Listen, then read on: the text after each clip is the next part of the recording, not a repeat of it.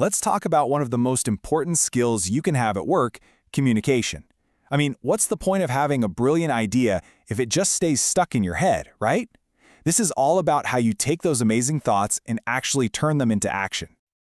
You know the feeling. We've all been there. You're sitting at your desk, or maybe you're in a meeting, and bam, it hits you. A fantastic idea, a solution to a problem, a brand new way of doing things. It feels like a lightning bolt. But you know, that little spark, that's just the beginning. The real trick, the hard part, is getting everyone else on board.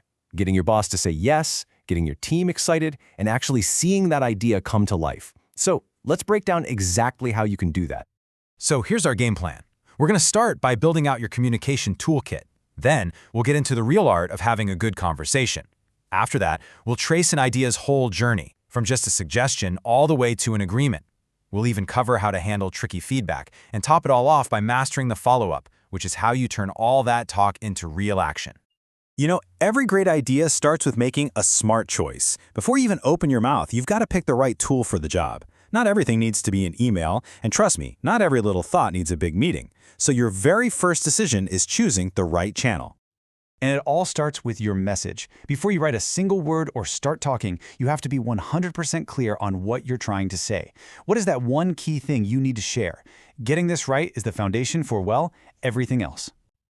Okay, so this really just boils down to a simple choice. Do you need a paper trail? Then email is your best friend. It's perfect for documenting a formal proposal, sending a quick confirmation, or making an official request. But if you need to brainstorm, hash out a new idea, or explain something kind of complicated, nothing, and I mean nothing, beats a real conversation. That's where you get that instant feedback that helps shape your idea.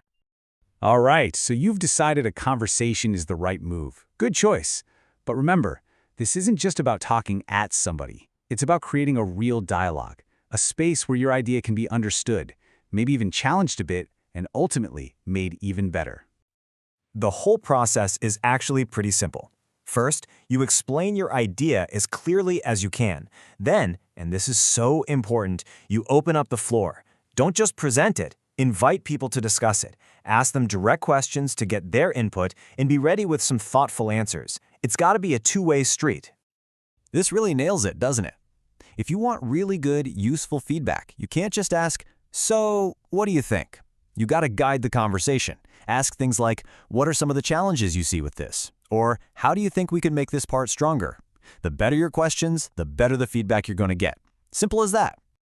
Okay, the conversation was a total success. Now what?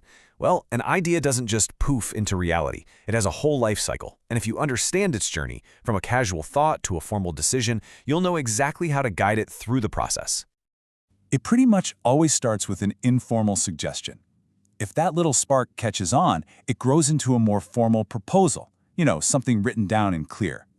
Then comes the response, which is that crucial feedback you get from everybody involved. And the finish line, of course, is a solid agreement, where everyone's on the same page and ready to go. And here's a little pro tip that will save you so many headaches later on. Once you get that verbal agreement, lock it in with a written confirmation.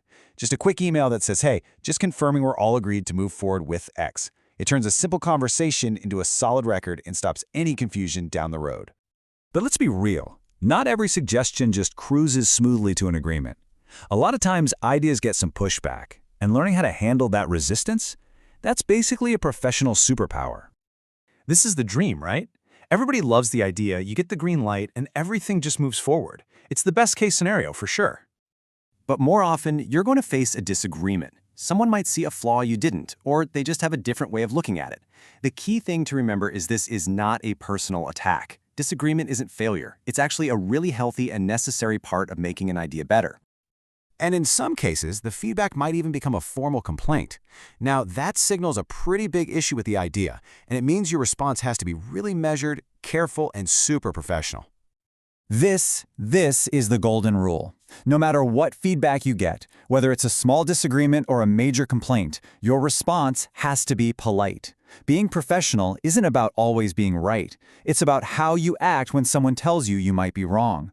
Politeness keeps the conversation going and the door open for a solution. We're in the home stretch now.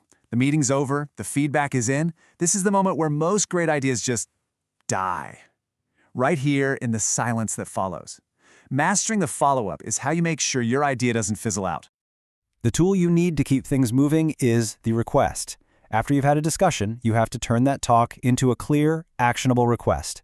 What's the very next step? Who's responsible for it? A polite, formal request doesn't just ask for something, it assigns ownership and it drives action.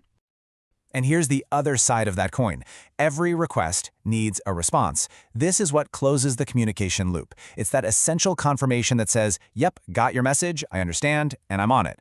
Without a response, you're basically just shouting into the wind. So, let's wrap this all up. First, choose the right tool, email or talk. Second, master the conversation.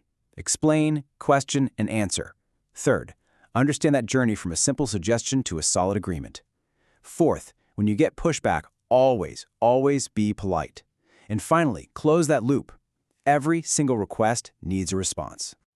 So, I guess that brings us to the final question, and it's for you. With all these tools in your pocket, what's that one important idea you've been sitting on? What is the one conversation you need to start today to finally turn that thought into a reality?